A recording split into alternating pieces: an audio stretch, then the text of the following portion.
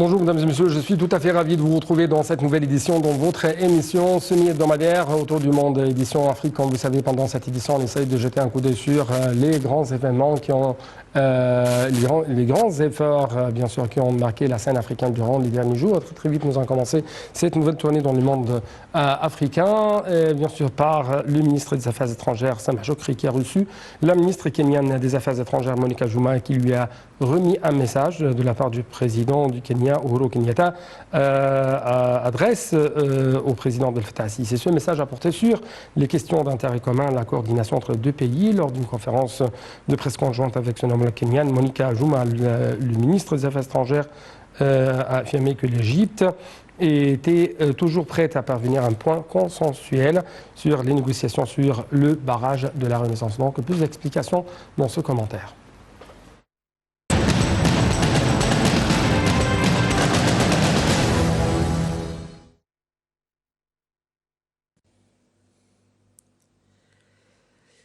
Le ministre des Affaires étrangères, Sameh Shoukry, a reçu son homologue kenyan, Monica Juma, qui lui a remis un message du président du Kenya, Uhuru Kenyatta, adressé au président Abdel Fattah al-Sisi. Ce message a porté sur les questions d'intérêt commun et la coordination entre les deux pays afin de réaliser la stabilité en Afrique de l'Est, ainsi que les questions de paix et de sécurité en Afrique. Les entretiens ont porté sur les relations bilatérales et les moyens de renforcer dans les divers domaines, ainsi que les questions régionaux et les africains intérêts communs. M. Shoukry a ajouté que les entretiens avaient porté également sur la campagne de candidature du Kenya au Conseil de sécurité comme pays membre non permanent. Lors d'une conférence de presse conjointe avec son homologue kenyan, Monica Juma, le ministre des Affaires étrangères a affirmé que l'Égypte est toujours prête à parvenir à un point consensuel sur les négociations sur le barrage de la Renaissance. M. Shoukry a jugé nécessaire de trouver un accord dans le plus bref délai, soulignant qu'aucune partie ne doit imposer sa volonté à l'autre partie. Les ministres de l'irrigation d'Égypte, du Soudan et d'Éthiopie ont repris les concertations et les négociations sur la mise en application de la déclaration de principe qui a été signée en mars 2015 entre les trois pays, poursuit le chef de la diplomatie égyptienne, notant qu'aucun progrès tangible n'a été fait durant les 4 dernières années sur le remplissage du barrage. Le chef de la diplomatie égyptienne a indiqué que l'Égypte affirme toujours respecter le droit d'Éthiopie au développement tant que cela ne nuit considérablement pas à l'Égypte. Shoukry a poursuivi que l'Égypte est toujours ouverte et souple et totalement prête à examiner toutes les questions.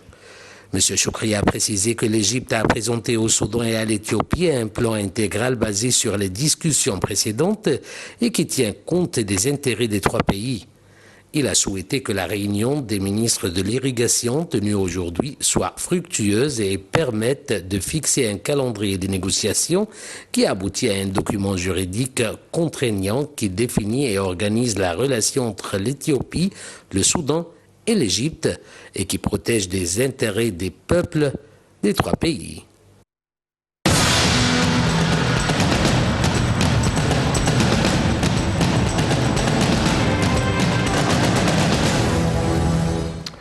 La présidente de l'Assemblée nationale du Malawi, Catherine Gotani-Hara, a loué les efforts déployés par l'Égypte en tant que présidente de l'Union africaine dans le renforcement de l'action africaine conjointe et la défense des intérêts des États africains. Madame Catherine Hara, première femme élue à ce poste dans l'histoire du Malawi, a fait cette déclaration lors d'une rencontre avec l'ambassadeur d'Égypte à Lilongwe, Hassan Chaoukri.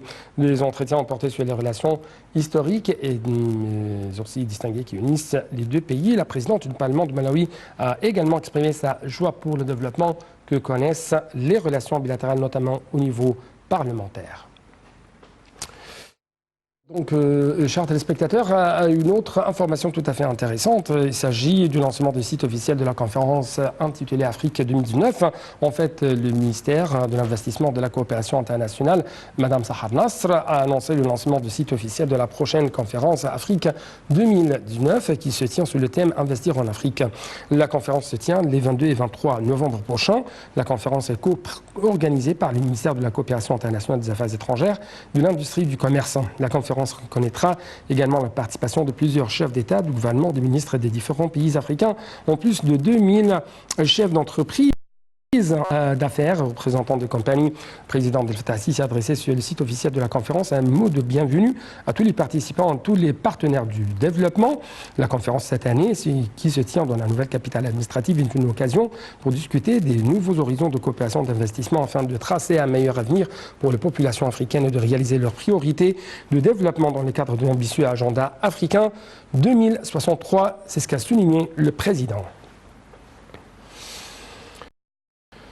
Actuellement, nous devons vous proposer ce reportage qui va jeter plus de lumière sur la tenue d'une réunion ministérielle sur l'immigration au Caire.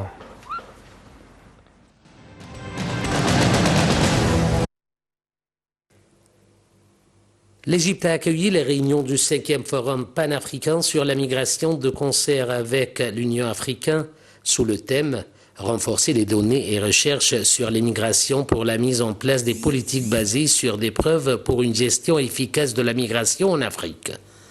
Selon le ministère des Affaires étrangères, le forum, dont les travaux ont duré 3 jours, se sont focalisés cette année sur les données et statistiques des migrations. Le ministère a ajouté que l'objectif du forum résidait dans le renforcement des mécanismes de consultation entre les pays africains pour assurer une gestion améliorée et durable de la migration sur le continent. Les travaux du forum s'étaient divisés en 2 réunions, une tenue au niveau de grands responsables les 14 et 15 septembre, suivie par une réunion ministérielle le 16 septembre, la première du genre tenue en marge du forum africain. Cet événement intervenait dans le cadre de la présidence par l'Égypte de l'Union africaine et va qu'accorde l'Égypte pour la mise à exécution du pacte mondial des Nations Unies sur les migrations approuvé à Marrakech en décembre dernier. Plus de 40 pays africains et un grand nombre de ministres concernés sur le sujet des migrations et des statistiques connexes dans les pays africains, ainsi que des représentants d'institutions scientifiques et universitaires et de centres de recherche africains et internationaux ont pris part aux réunions.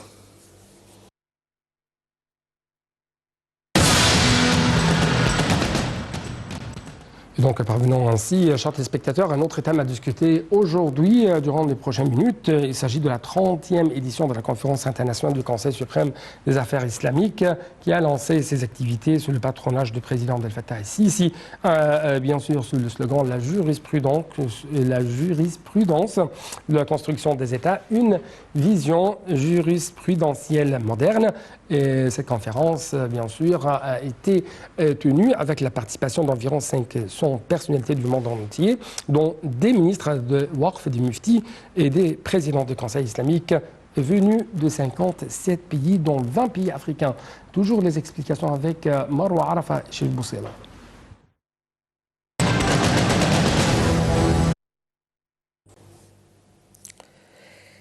La 30e conférence internationale du Conseil suprême des affaires islamiques a lancé ses activités sous le patronage du président Abdel Fattah al-Sisi, intitulé « La jurisprudence de la construction des États, une vision jurisprudentielle moderne » avec la participation d'environ 500 personnalités du monde entier, dont des ministres de Waqf, des muftis et des présidents de conseils islamiques de 57 pays, dont 20 africains. Dr Mohamed Mokhtar Gouma, ministre de l'Waqf et président du Conseil suprême des affaires islamiques, a inauguré la conférence en présence de Dr Nazir Ayed, secrétaire général du complexe des recherches islamiques à Al-Azhar, Dr Shawi Allem, mufti de la République, et le cheikh Abdellatif Al-Cheikh, ministre des affaires islamiques en Arabie Saoudite. La conférence aborde 43 recherches sur ces 3 axes, y compris des sujets de jurisprudence relatifs à la construction des États, une vision moderne. La conférence aborde également plusieurs recherches sur le concept de l'État, ses piliers et sa nature entre le passé et le présent. Le choix du dirigeant dans l'islam et les élections contemporaines, un modèle et la position de l'islam des régimes modernes et contemporains. Cette année, la conférence témoigne une participation large et variée de divers pays du monde, y compris des pays africains, à savoir l'Érythrée, le Burundi, le Tchad, le Gabon, la République des Comores, l'Afrique du Sud, le Soudan du Sud, Djibouti, la Zambie, le Soudan, la Sierra Leone, le Ghana, le Cameroun, la République démocratique du Congo, le Maroc, le Kenya et le Mozambique. De l'Asie, les Émirats arabes unis, le Pakistan, Oman, Singapour, Sri Lanka, Chine, Palestine, Kazakhstan, Koweït, Maldives, Malaisie, Bahreïn, Arabie Saoudite, Inde, Yémen.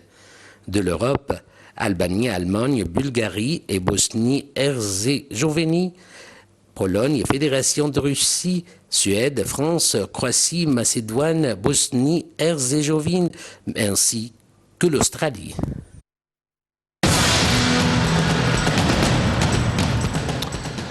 Donc, comme vous venez de regarder, durant 2 jours, la conférence, bien sûr, bien sûr, les participants dans cette conférence ou à cette conférence ont essayé d'analyser les conceptions des groupes extrémistes qui visent à répondre au terrorisme, l'instabilité, mais aussi le retard civilisationnel dont les patries, dont les nations, dans les sociétés, afin d'arriver à la fin du compte à démanteler les partis, les États et enfin les sociétés.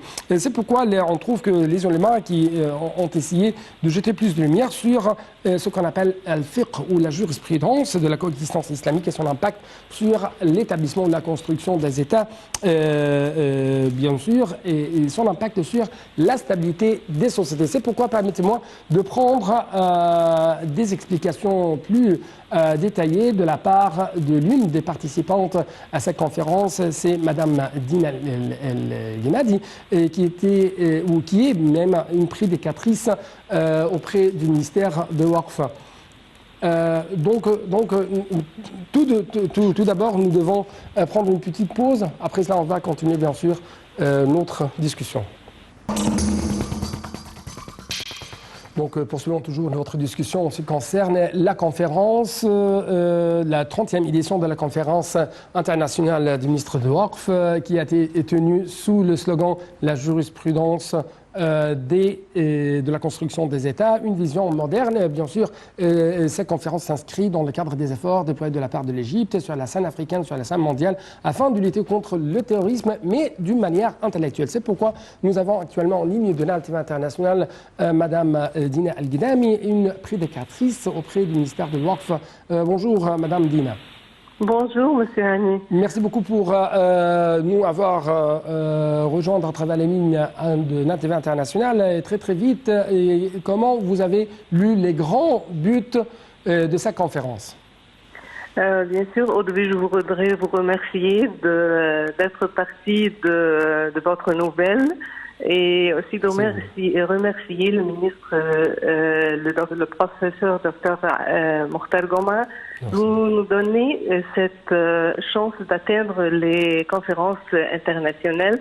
Et il nous a même donné l'autorité d'avoir la parole en ce qui concerne le rôle de la femme pour construire les États. Oui. J'étais fière, tellement fière d'atteindre cette conférence et fière d'entendre les scientifiques, les penseurs, fière d'atteindre la naissance d'une telle le document de la citoyenneté. Oui.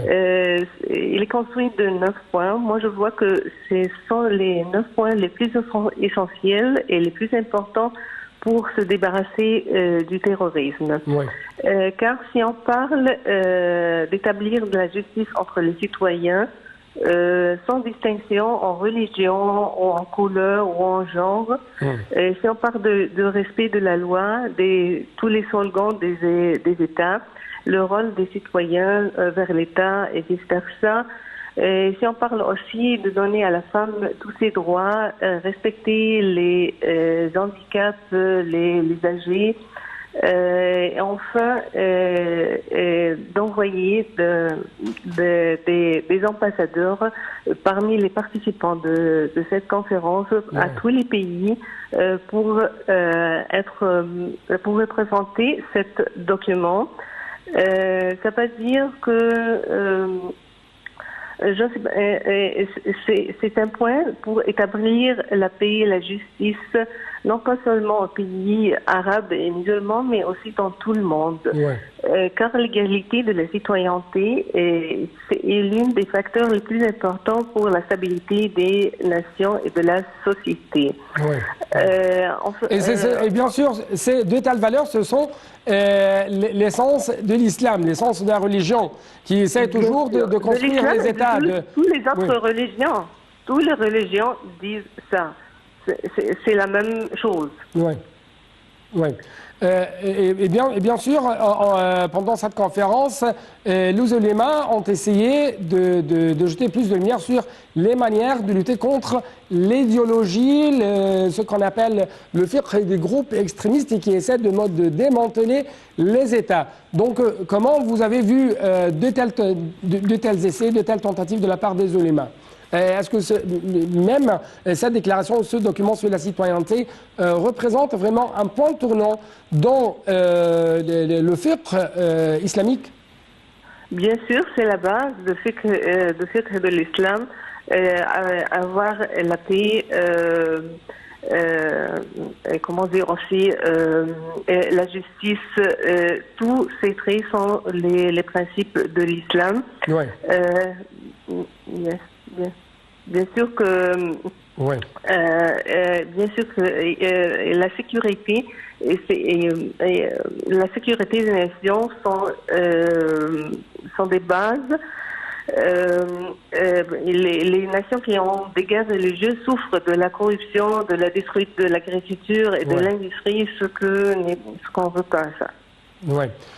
Et bien sûr, les ulémas ont essayé de présenter une approche moderne en ce qui concerne la relation entre les citoyens musulmans et les États. Que ce soit ceux musulmans se trouvent dans un État à majorité musulmane ou non musulmane, n'est-ce pas? Oui, bien sûr. En ce domaine, j'ai une expérience avec le Conseil de la femme sous les auspices du ministre de la COF et le Conseil de la femme, le président Dr Maya Morsi. Nous avons eu la première entreprise depuis quelques mois. Nous sommes descendus prédicatrices musulmanes et les sœurs de l'Église pour donner un message à tout le monde, que nous sommes une seule personne. Nous avons les mêmes buts, les religions parlent d'une même chose. Nous avons visité le mosquée, l'église, même le temple, le juif temple, pour donner un message à tout le monde. Nous sommes une seule personne, nous sommes des êtres humains. Des frères dans l'humanité. Oui, bien sûr, ça c'est l'humanité. Bien sûr. Nous sommes des êtres humains. On ne regarde pas la religion. Toutes les religions parlent du respect, de la paix, de l'amour, de l'honnêteté. Tous les biens sont des religions. Oui, et bien sûr, l'islam prêche ou incite ses adeptes à coopérer, à faire une coopération dans tout ce qui est bien ou dans tout ce qui mène aux intérêts de l'humanité, aux intérêts des nations. Bien sûr, et nous avons comme exemple le prophète Mohammed. Il avait tous ses intérêts, il est allé à Medina et traiter les juifs, les non-musulmans. Oui, tout le monde, c'était les mêmes citoyens dans une même cité. Oui, je dois vous remercier infiniment pour vos explications. Merci beaucoup, docteur ou madame Dina Guidem, prédicatrice auprès du ministère de l'Ouarf. Donc, c'était tout pour cette édition, chers téléspectateurs, et bonne suite dans le programme Sunna TV International.